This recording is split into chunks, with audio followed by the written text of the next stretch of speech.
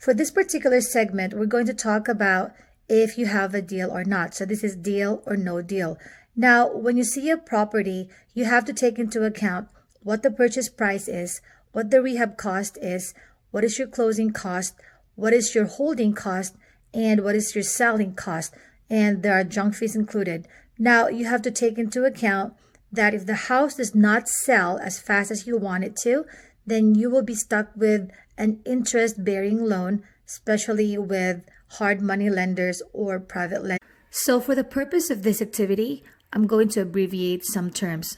PP stands for purchase price, R is for rehab cost, ARV is after repair value, CC is closing cost, HC is holding cost, and SC is selling cost. Now, let's do this. Let's say our purchase price is $100,000. Our rehab cost is $35,000. But the ARV is $185,000. Now, some investors would think that, oh, I'll just take these two and I'll add them. I've spent $135,000 on that property. And since my after repair value is $185,000, then automatically you would assume that you are getting this much profit. So 8 minus 3, 5 minus 5, 0, 8 minus 3 is, okay, 50,000. That looks like a really good number. Well, that is not the case, because as a lender, this is what we need to look for.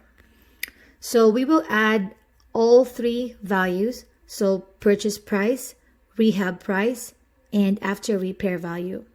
If we add all of them, that comes out to be, okay, that's $320,000. We will take 10% of that, and that is $32,000. So what is that number, and why did I add the after repair value? Again, this is just a quick formula that we look for to see if it's a deal worth funding. So I take that $32,000 and I will add that to the purchase price, to the rehab cost, and the 10% of the cumulative aspects. Okay, let's take this.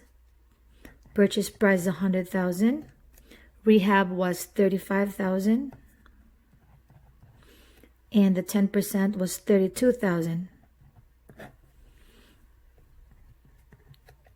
Okay, that's $167,000. Let's go back here.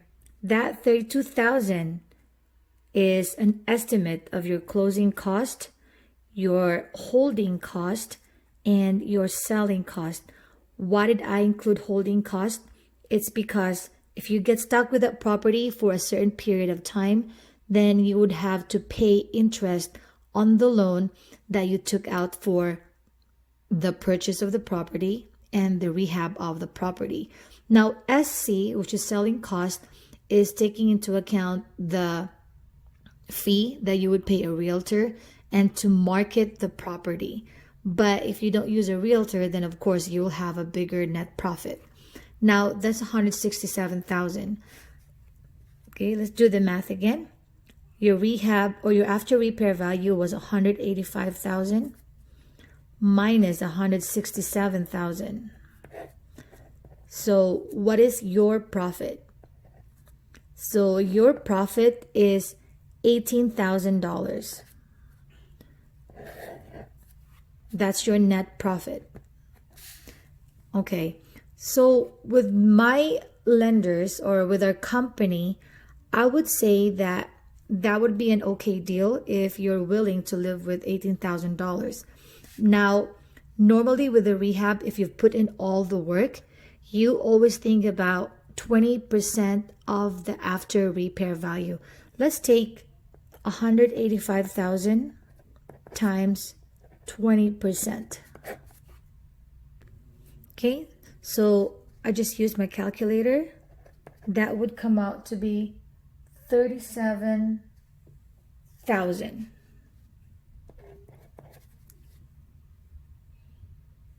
That should have been your net. So 20% of the after repair value is 37,000 compared to your net profit, which is 18,000.